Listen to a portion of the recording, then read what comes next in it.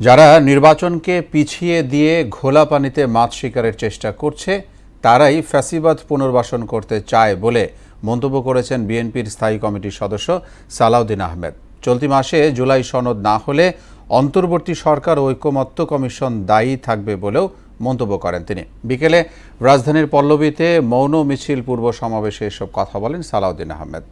আরও জানাচ্ছেন হুমায়ুন কবির। জুলাই গণ অভ্যুত্থানের শহীদদের স্মরণে মৌন মিছিলের আয়োজন করে ঢাকা মহানগর উত্তর বিএনপি। জুমা নামাজের পর থেকেই মিরপুর পল্লবীর 12 নম্বরে মহানগর উত্তর বিএনপির 26টি থানার নেতাকর্মীদের পাশাপাশি দলটির অঙ্গ সহযোগী সংগঠনের নেতাকর্মীরা খণ্ড খণ্ড মিছিল নিয়ে জড়ো হন। এতে প্রধান অতিথি হয়ে অংশ নেন বিএনপির স্থায়ী কমিটির সদস্য সালাউদ্দিন আহমেদ। মিছিল পূর্ব সংক্ষিপ্ত সমাবেশে বিএনপি নেতারা অভিযোগ করেন বিভিন্ন অজুহাতে নির্বাচন পিছিয়ে দেওয়ার ষড়যন্ত্র করছে কয়েকটি রাজনৈতিক দল। রাজনীতিতে বাংলাদেশের ইতিহাসে আমরা 26-এর গণ অভ্যুত্থানকে আমরা ধারণ করতে চাই। প্রয়োজনীয় সংস্কার শেষে অবিলম্বে বাংলাদেশের নির্বাচনের রোডম্যাপ ঘোষণা করুন।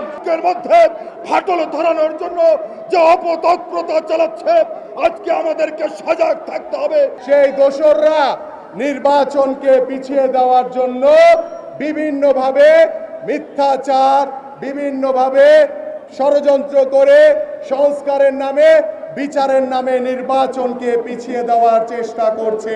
সব ষড়যন্ত্র ঐক্যবদ্ধভাবে মোকাবিলা করার প্রত্যয় জানান তারা। তারেক রহমানের কারণে বিএনপির মধ্যে ঐক্যের বিভেদ সৃষ্টি করতে পারে নাই।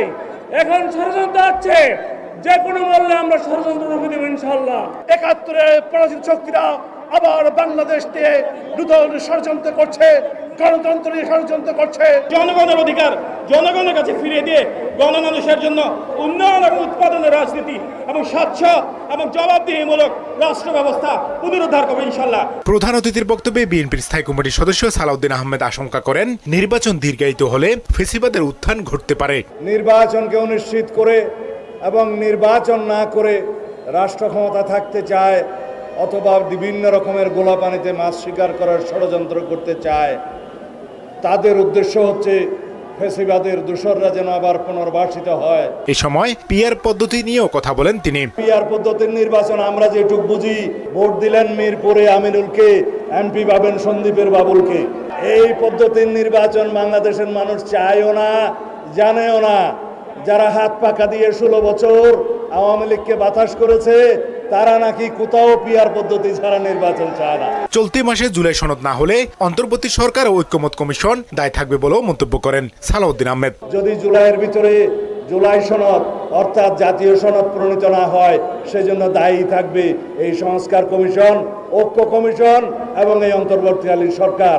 পরে মৌন মিছিলটি মিরপুর 12 থেকে শুরু হয়ে 10 নম্বর গোলচত্বর অতিক্রম করে কাজীপাড়া হয়ে শেওড়াপাড়া গিয়ে শেষ হয়। হুমায়ুন কবির, মোহনা সংবাদ, ঢাকা।